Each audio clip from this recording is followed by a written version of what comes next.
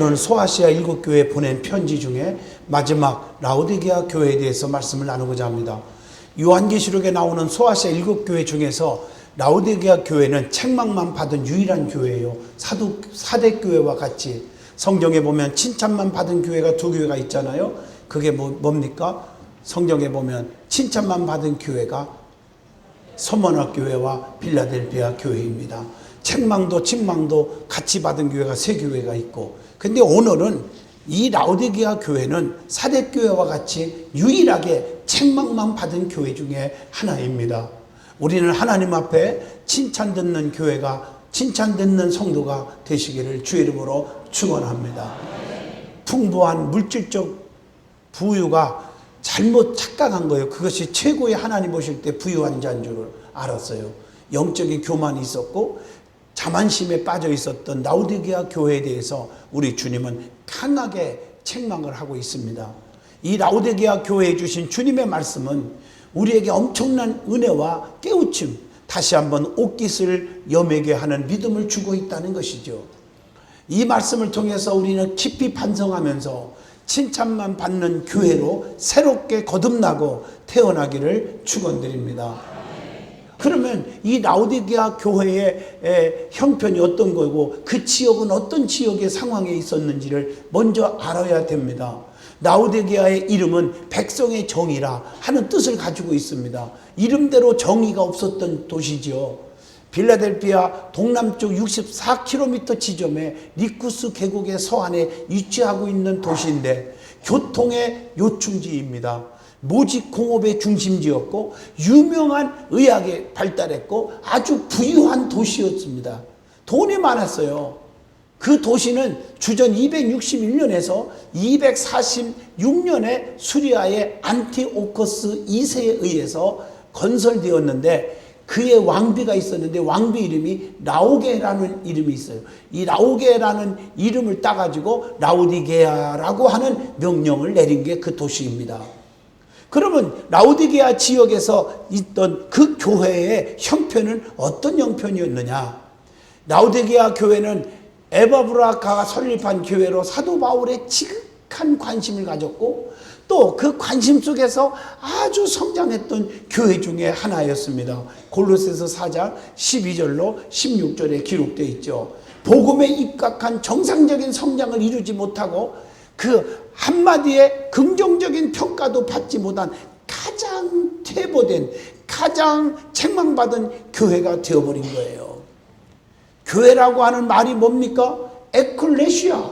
이것은 회중들의 모임이다. 오늘날 말하면 교회, 성도들이 교회입니다. 그렇기 때문에 교회에 대한 평가는 성도들에 대한 평가와 같은 거예요. 예를 들어서 든든한 교회는 성령에 충만해. 그러면 든든한 교인들은 성령에 충만한 교인들이야. 든든한 교회는 복이 많은 교회야. 야, 든든한 성도들은 복을 참 많이 받고 사는 교인들이야. 그렇게 평가를 받는 것처럼 똑같은 거예요. 그래서 오늘 본문 14절에 라오디게아 교회에 나타나신 주님의 모습이 어떤 모습일까? 교회마다 주님이 나타난 모습이 다르다고 가르쳐줬지 않았습니까? 거기 보면 아멘이시오, 충성되고 참된 증인이시오, 하나님의 창조의 근본이신 자라고 말하고 있습니다. 소아시아 7교회에 나타나신 주님의 모습이 각각 다른 이유가 뭐라고 생각합니까? 그 교회의 형편과 그 교회의 신앙관, 그 교회의 사정을 전부 주님은 다 아셔요. 그래서 주님이 아시기 때문에 나타난 모습이 다르게 나타나는 거예요. 주님은 한 분이시지만. 그래서 그들 교회에 깨우침을 주고 반성의 기회를 주고 돌이키게 하시기 때문에 나타난 모습이 다른 거예요. 그러면 이 라오디게아 교회에 나타나신 주님의 모습 첫째가 뭐예요? 아멘이신 주님이라고 그랬어요. 아멘이신 주님, 이 뜻이 뭘까요? 여러분 고린도전서 1장 20절 보면 하나님의 약속은 얼마든지 그리스도 안에서 예가 되니, 즉 노가 아니고 예가 되니 그런즉 그로 말미암아 우리가 아멘하여 하나님께 영광을 돌리게 되었느니라. 아멘은요, 하나님을 영화롭게 하고 하나님께 영광 돌리는 것이 아멘이에요. 우리가 예배 시간에 왜 여기 와 있습니까? 가장 큰 목적은 하나님께 영광을 돌리는 거예요. 그 영광을 받으신 하나님은요 그냥 있지 않아요. 시편 138편 보상해 주시리라. 하나님은 반드시 우리에게 천만 배로 보상해 줘요. 아브라함이 하나님 앞에 이삭을 가지고 제사 드리러 갈 때 하나님을 제일로 사랑하기에 드리러 갈 때 주님이 멈추게 하시고 이삭 대신에 여호와 이레 준비된 양을 통해서 하나님이 예배를 제사를 받으신 거예요. 그 제사를 받으신 다음에 하나님은 그냥 받기만 한 게 아니라 축복을 줬는데 아브라함은 4대 축복, 물질의 거부, 믿음의 조상, 복의 근원, 자손의 축복, 그리고 아들 이삭은 머리털 하나 안 건들 뿐 아니라 건강을 주셨어. 장수의 축복을 주었어요. 그래서 180살을 살게 하시고요. 그가 가는 곳마다 샘물이 터져 나오게 하시고 농산을 졌다고 그러면 시시한 축복이 아니라 100배의 축복을 받게 해주셨단 말이에요. 그게 여호와의 보상입니다. 그러니까 우리는 예배 시간에 하나님께 오직 영광이요. 영광을 돌려야 돼. 그게 뭐냐? 아멘이라. 그 말이에요. 성경에 나오지 않습니까? 하나님의 말씀을 받을 때 순종과 복종의 자세가 있을 때 아멘 하는 거예요. 히브리서 13장 17절에 보면 너희를 인도하는 자들에게 즉 주의 종들에게 순종하고 복종하라. 근심으로 일하게 하지 말라. 즐거움으로 하게 하라. 그렇지 아니하면 너희에게 유익이 없느니라. 이렇게 말씀하고 있잖아요. 왜 주의 종들에게 순종하라 하면 됐지 순종도 하고 복종하라고 그랬을까? 복종은요 마음이 안 내킬 수도 있어요. 사람이기 때문에. 마음이 안 내키면 그냥 불평하지 말고 짜증내지 말고 쑥덕거리지 말고 어떻게 하라고요? 복종하면 된다. 마음이 내키면 순종하면 된다. 즉 거역하지 말아라. 그 뜻이거든요. 그게 축복받는 길이라는 것이죠. 그래서 내가 그 말씀을 확실히 믿습니다. 그 말씀대로 선포되는 말씀대로 살겠습니다. 절대로 가감승지하지 않겠습니다. 이게 아멘이에요. 여러분 말씀이 뭡니까? 이 말씀은 세 가지죠. 기록된 말씀, 오신 말씀, 선포되는 말씀. 이게 세 가지가 말씀이에요. 자 보세요. 기록된 말씀 성경 66권이죠. 아멘이죠. 언약이 돼 있죠. The Old Testament and New Testament. 약속, 언약. 하나님의 말씀이에요. 기록된 말씀. 두 번째 오신 말씀. 그게 말씀이 육신이 되어 오신 분이 누구죠? 예수 그리스도시에요. 세 번째 선포되는 말씀. 주의 종들을 통해서 하나님의 말씀 성경을 가지고 여러분들에게 정말 영적으로 선포되어지는 메시지, 설교. 이게 말씀인 줄로 믿습니다. 그래서 말씀을 받을 때 아멘 하는 거예요. 그리고 우리 주님께서는 십자가에 못 박혀 죽기까지 뭐 하셨어? 아멘 하신 분이에요. 그 쓰리고 아픈 고통 속에서도 나 안 와요, 나 안 죽어요 그러지 않았어요. 그냥 순종하는 거예요. 아멘은 순종의 뜻을 나타내는데 순종하는 곳에는 반드시 성경의 공식을 보니까 축복, 구원, 은혜, 표조, 복이 따랐습니다. 불순종하는 곳에는 멸망, 저주, 불통 이런 일만 일어났어요. 이게 성경의 공식이에요.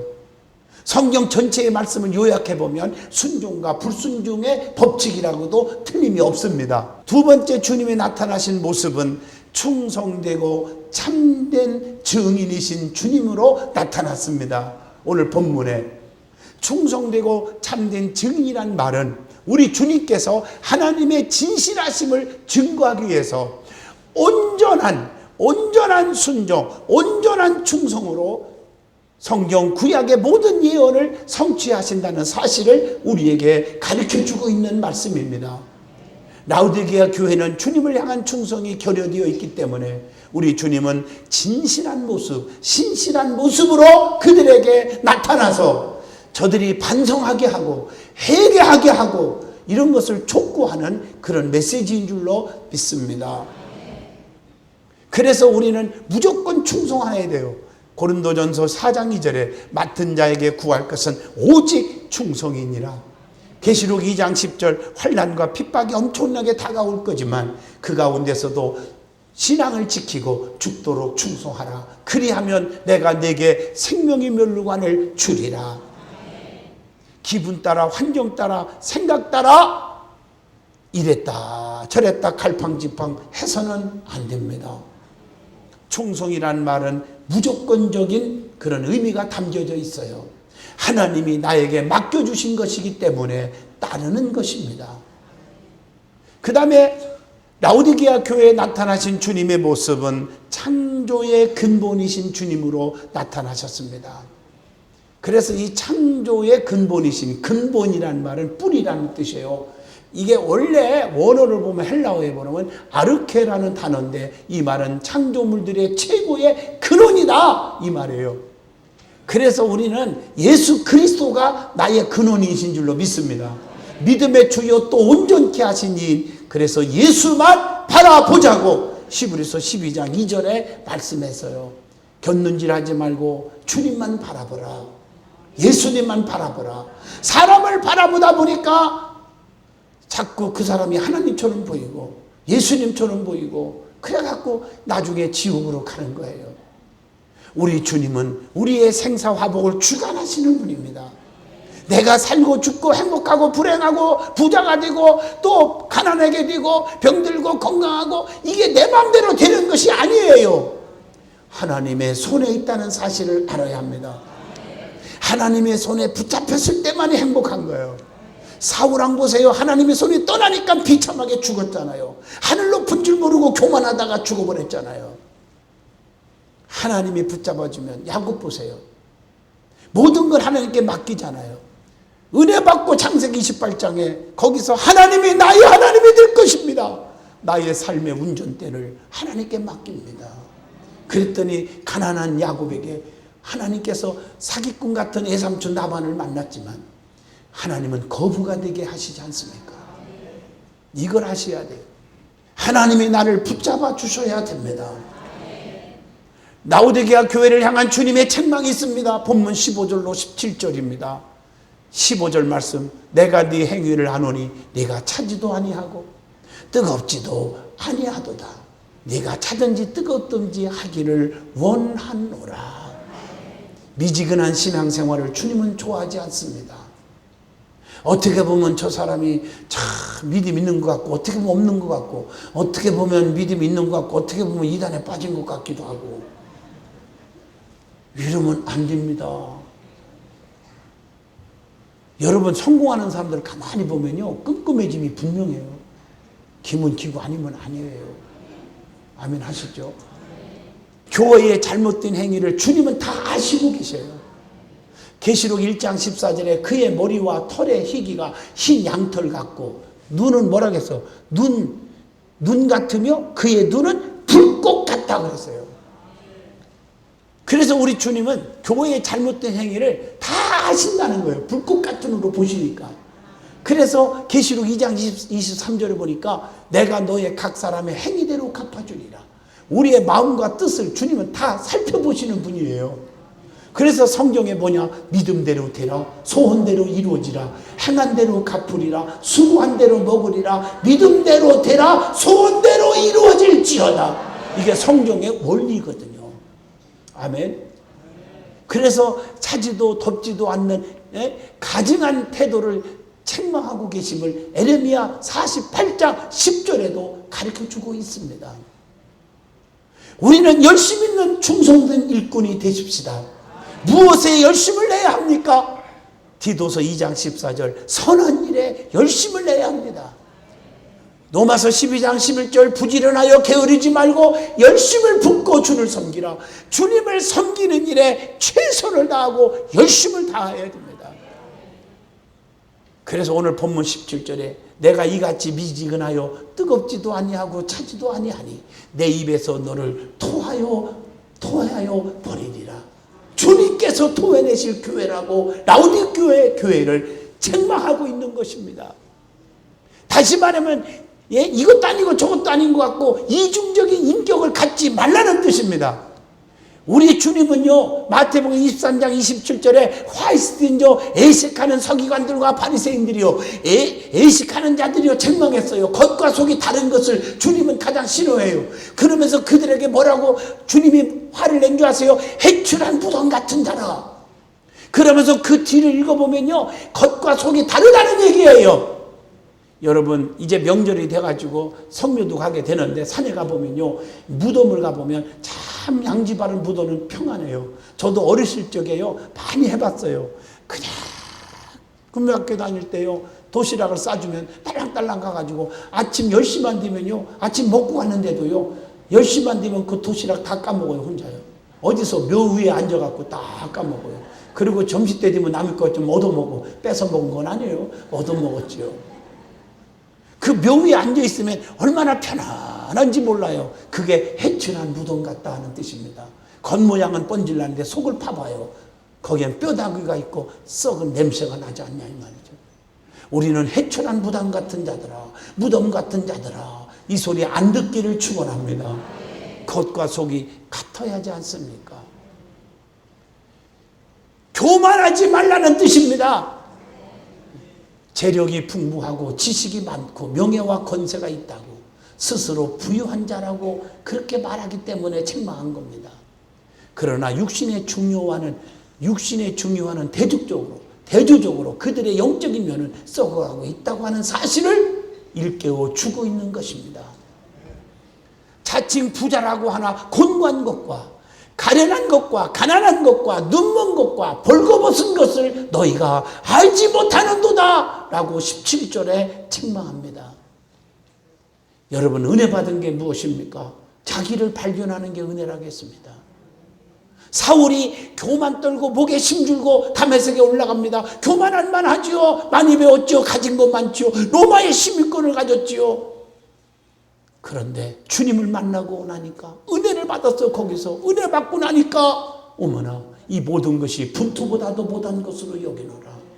예수 십자가만 자랑할 것은 예수님밖에 없네. 그게 은혜 받은 자의 모습입니다. 자기가 누구인지를 발견하시기를 축원합니다. 내가 지옥 갈 백성인지 천국 갈 백성인지 여러분 성경을 통해서 답이 나오잖아요. 마태복음 7장 21절 주여 주여 한다고 천국 가는 게 아니고 아버지 뜻대로 행하는 자가 간다.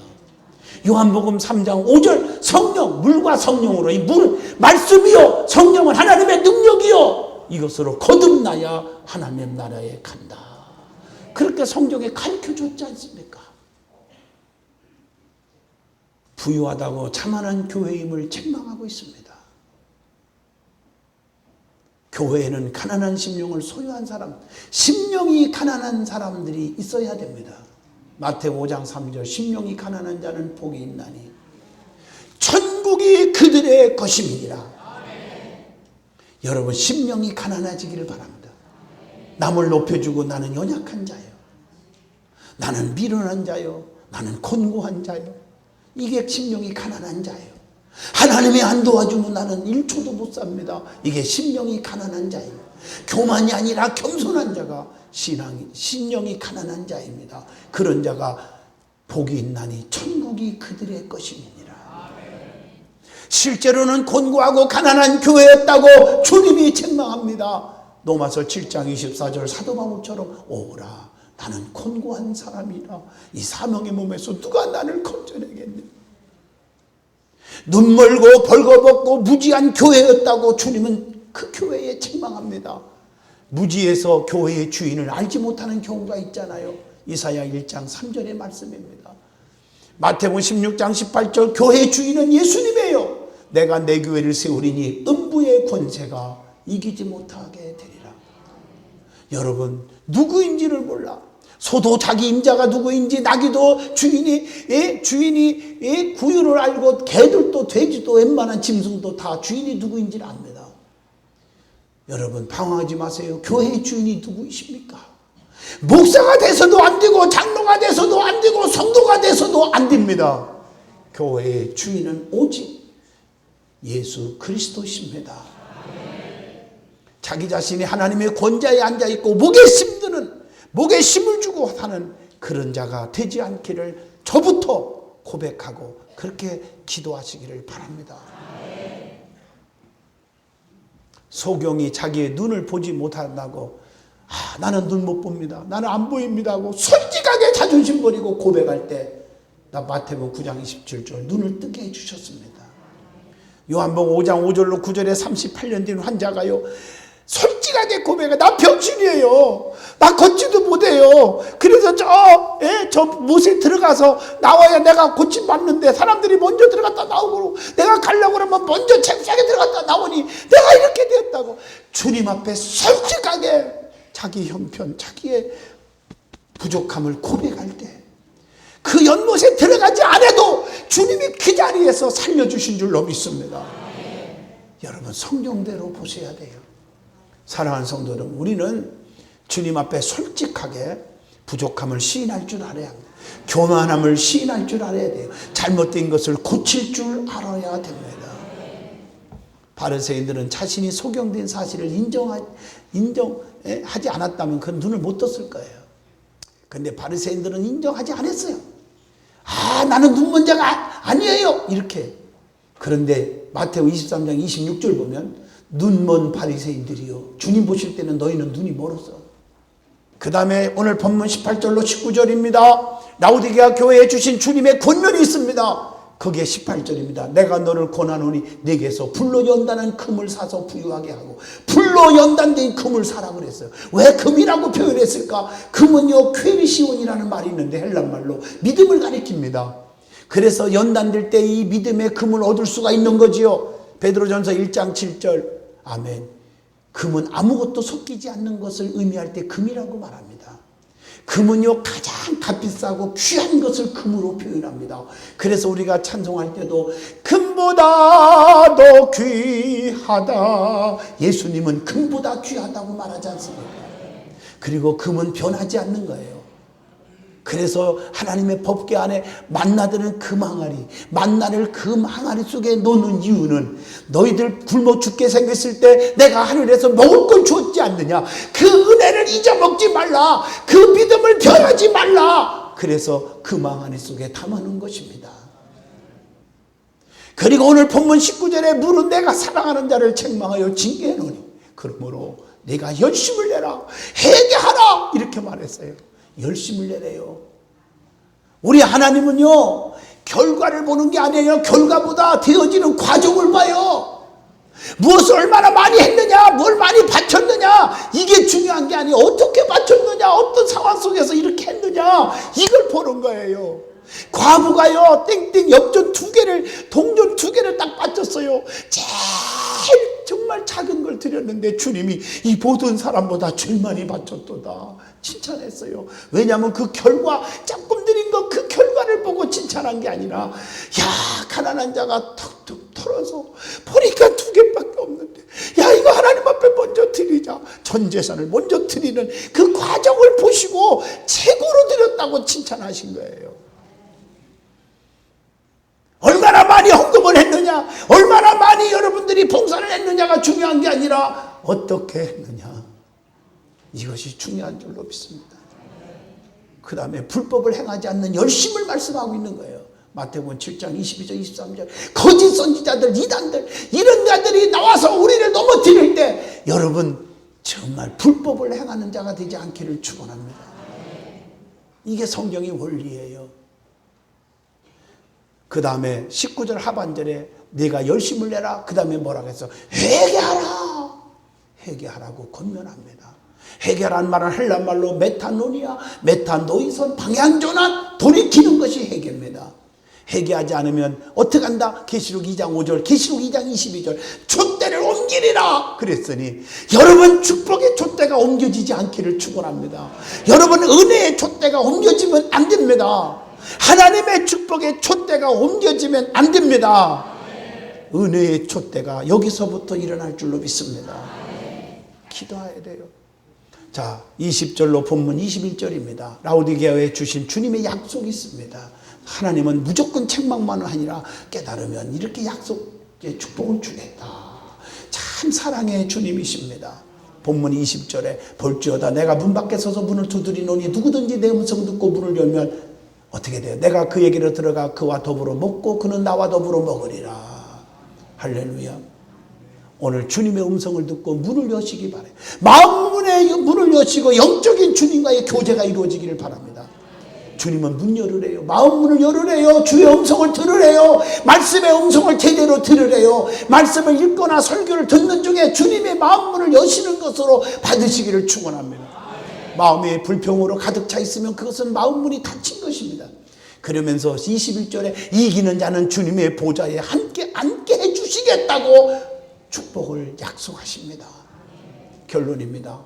공교롭게도 참 묘한 것은요, 책망만만 받은 교회, 두 교회, 사대교회와 라오디게아 교회는 잘 들어요. 부유한 아주 지배층의 사람들로 구성되어 있었고, 그렇죠? 칭찬만 받은 교회 두 교회, 무슨 교회죠? 서머나 교회와 필라델피아 교회는 참 이상하죠. 비천한 계층들로 모여 있었어요. 그런데 바뀌잖아요. 오히려 그들이 칭찬받았고 강한 자들이 책망받았어요. 권력을 가진 사람들, 돈 많은 사람들이라고 칭찬받는 건 아닙니다. 내가 가난하고 못났고 못 배웠어도, 예수 믿은 지 얼마 안 됐어도 순수한 여러분 되셔서 칭찬 듣는 여러분 되기를 바라요. 내가 크다고 해서 교만하지 마요. 하나님은 애모를 보지 아니하시고 중심을 보신다고 사무엘상 16장 7절에 말합니다. 그래서 우리는 고린도전서 10장 12절 선줄로 생각하는 자는 넘어질까 조심하라, 이 말씀을 깊이 새기시기를 축원드립니다.